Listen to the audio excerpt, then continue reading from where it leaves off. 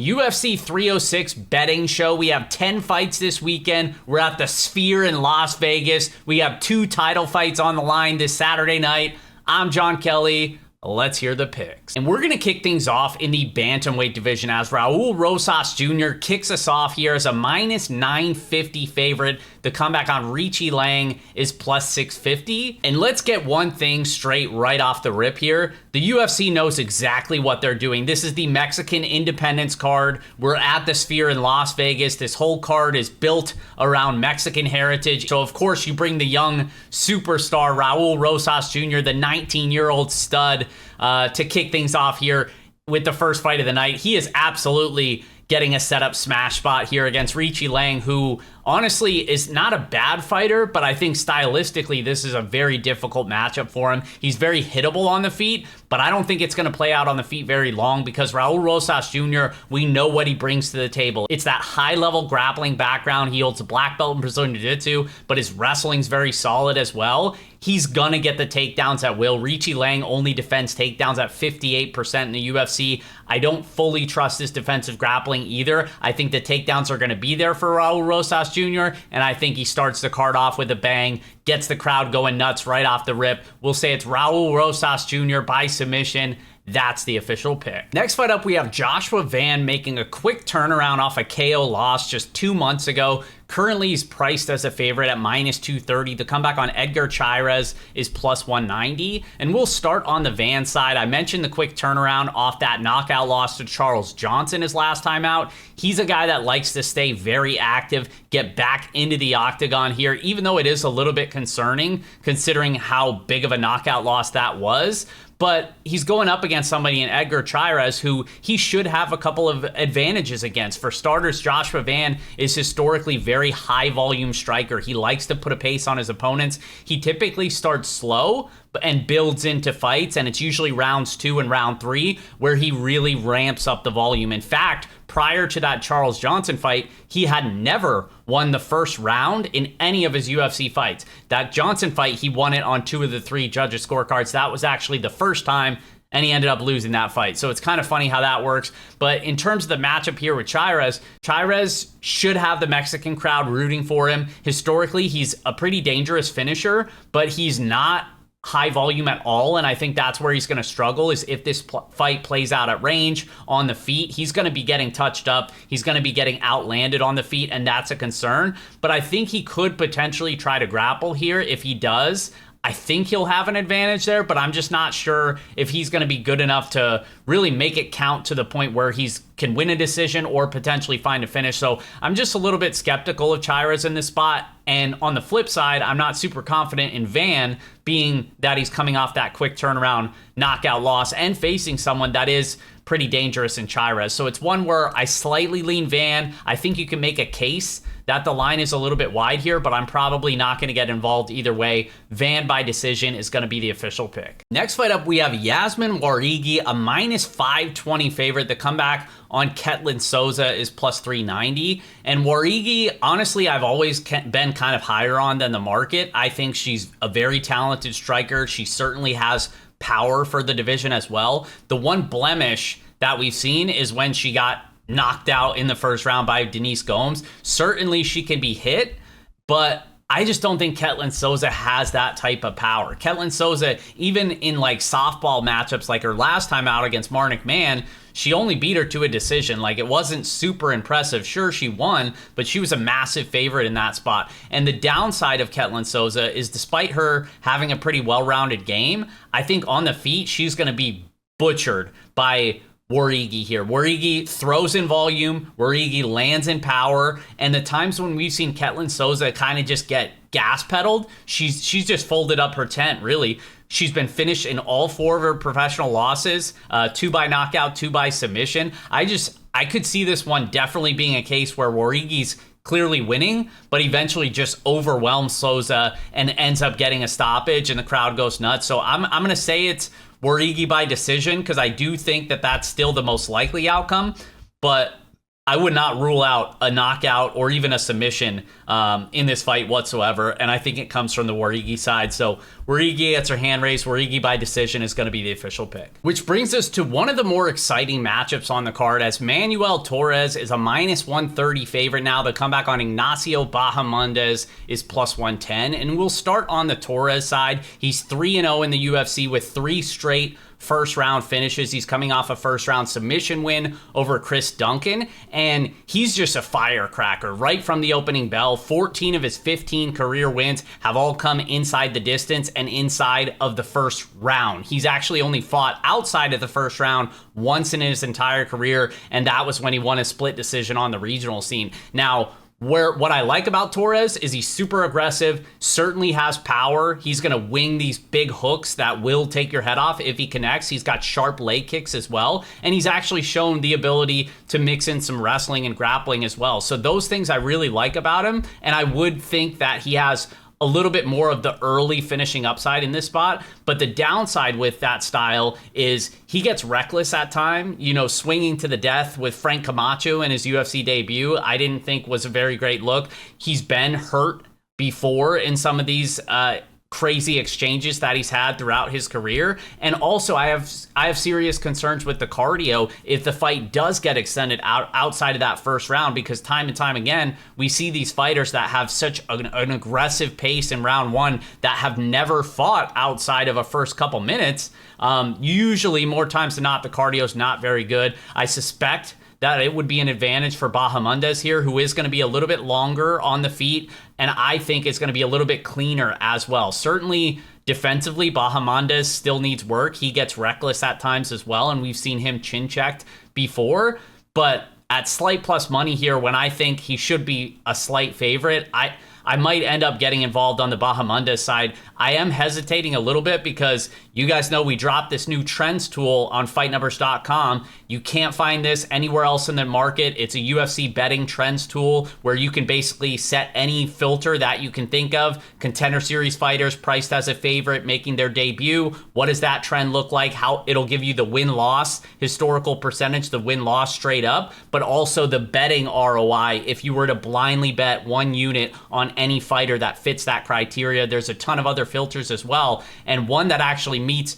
Bahamondes is fighters coming off a knockout win that are now priced as an underdog. They're 18, 45, and 1 straight up with a negative 19.6 betting ROI, and that actually fits Bahamondes and Esteban Ribovics on this card. So it's something to think about there. It does give me a little bit of pause on the Bahamondes side, but in terms of the pick, I am going to slightly lean that direction and say it's Bahamondes by TKO. That's the official pick. Which brings us to our next fight in the women's bantamweight division, as currently we have Irina Aldana, a minus 115, slight favorite with Norma Dumont on the comeback at minus 105, and this is actually my biggest play of the card. I'm on the Irene Aldana side to win 2.5 units here. I just think Aldana has multiple advantages in this spot. You guys know, if you've been listening to me for a while, I've never been much of a believer in Norma Dumont, even though she's had such a favorable run out at the UFC level. And I don't think she's a bad fighter. She certainly has some skills to like,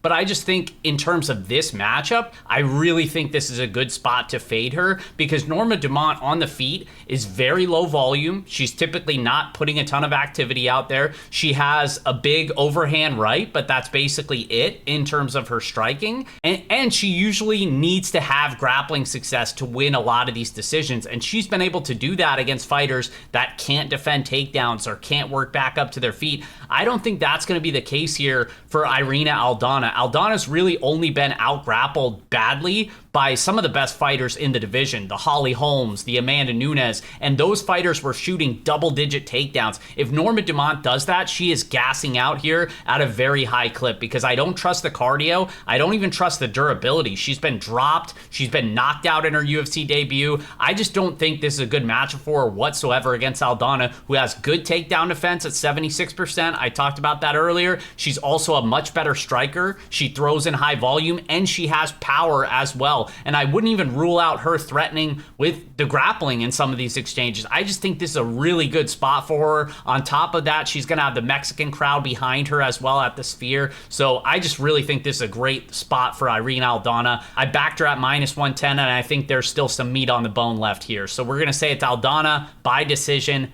That's the official pick. Next fight up, we have Daniel Zellhuber, a -230 favorite. The comeback on Esteban Ribovics is +190. And we know Ribovics is coming off that first round knockout over Terrence McKinney. But let's be real, a lot of guys knock out Terrence McKinney if you can survive, that 60-second burst that he has. So I don't want to rate that too highly. And we've seen based on the trends that the market actually does rate it too highly when fighters are coming off a knockout victory. And on the flip side, when fighters are coming off a knockout loss, they typically are undervalued in the market. And we've seen that based on the trends, but it also just supports kind of common sense because this is a market that's really backed by public perception in a lot of these fights. And it's just human nature to know, oh, so-and-so just got knocked out. You can't bet on him. And I feel like that's how a lot of the public looks at some of these fights. But in terms of the matchup here against Zellhuber, I just think Zellhuber's a better version of Esteban Ribovics. But Ribovics is very durable. He's going to move forward, throw in volume. We know he has that patented Kimura that he looks for pretty much in all of his fights. But Zellhuber's just better, I think, in multiple areas. On the feet, he's a much better boxer. He's got the sharp leg kicks as well. And I also think that length advantage is going to be a big factor here. He's going to be working with an 8-inch reach advantage. And in terms of the grappling, he holds a brown belt in Brazilian Jiu-Jitsu. I wouldn't rule out him trying to grapple a bit as well. I just think this is a pretty decent spot for him here. I think it goes the distance at a high clip, despite there being a lot of action. But I am going to side with the golden boy here. We'll say Zellhuber gets it done by decision. And next up, we hopefully get to see the fight that we lost a couple months back as Diego Lopez takes on Brian Ortega. Currently, Lopez is a -180 favorite with Ortega on the comeback at +150. And Diego Lopez, you guys don't need me to tell you, this dude is an absolute entertainer. This guy comes to put on a show from the opening bell. He's swinging very wildly and super powerful. But the thing is he knows he can be aggressive on the feet because he's not worried. He would actually prefer if somebody tries to take him down because he has such a dangerous guard. His Brazilian Jiu-Jitsu is some of the best in the division, and he's going to be fighting someone in Brian Ortega who arguably is just as dangerous with his submission game. The difference here to me is that Brian Ortega, there's a lot of negative things you could look at here despite him being much more experienced and fighting the much tougher competition. I think the negatives are he's been through like 100 surgeries at this point. His body's pretty much breaking down. Now, the reason we didn't see them fight back in June or whenever it was is because Ortega's weight cut literally destroyed his body so much that he got super sick, was throwing up, and was forced to pull out of the fight, did not get cleared. So I have no reason to believe that this weight cut is now going to be easier. He's already said that he's going to be moving up to 155 after this fight. So I really have concerns there, but also the damage that he's taken over the course of his career. Even the last fight against Yair Rodriguez, I didn't think he looked that great. It's kind of like he's losing minutes until he pulls off a submission, and it's kind of been that way for him over his last couple fights to a degree. And this is one where he's fighting such a dangerous guy who's likely going to be able to touch his chin early, and I just don't know if this version of Ortega is going to be able to have the willpower and the durability to want to stay in the fight. So I'm going to side with Lopez here. Lopez by TKO. That's the official pick. And next up, we have the first of two title fights as Alexa Grasso takes on Valentina Shevchenko. Currently, Grasso's a -135 favorite. Shevchenko on the comeback is +114. And these fighters have already fought twice. This is actually going to be the trilogy. The first time, Grasso was a huge underdog, and she ended up winning the title in that spot. She tried to defend it the last time they fought, and it ended up going to a split draw. So now this is the third time. And this one, I feel like we've seen enough of the way these two match up to kind of have a good idea of what to expect here. And I do expect it to play out pretty similarly to the first two fights to a degree, and more so the second one, because I think the biggest advantage to me is going to be the wrestling of Shevchenko, the grappling, because she's shown that she's able to get the takedowns. She landed 4 takedowns in each of those fights. She controlled Grasso at times in each of those fights. Now, Grasso's grappling is not terrible, but she's going to give up takedowns. She's going to give up control time. And if the striking's competitive, then I think that's going to be enough to swing these rounds outside of big moments, which is what Grasso relied on in the last fight with that knockdown. And even though I think Grasso is the better pure boxer, I think the striking is competitive, and because I give Shevchenko the wrestling upside, I gotta favor her here, even as a slight underdog. I think this one does go 25 minutes, and I might get involved in some sort of over or GTD action, but I'm definitely siding with the underdog here. I think Shevchenko gets it done. Shevchenko by decision is going to be the official pick. Which brings us to perhaps the most exciting fight of the card, as Sean O'Malley takes on Merab Dvalishvili. And currently O'Malley is a minus 135 favorite, with Merab on the comeback at plus 114. And man, I struggled with this initially because I was like, man, Merab, he just has that nonstop motor. He's going to keep going. He averages around 6.5 takedowns per 15 minutes. This one potentially can go 25 minutes, and I expect that cardio, that pace to hold up for the duration of however long this lasts. But where I have concerns with Merab is not only do we have the eye gash thing that wasn't that long ago that could be opened up. O'Malley said he plans to reopen that come Saturday. Not only do we have that, we have the staph thing on his arm, which was also recent. And we also just have the history of Merab being very hittable on the feet. He's been rocked countless times. And even though he's been able to persevere and work through that adversity, I still think that just flat out knockout is gonna come at some point.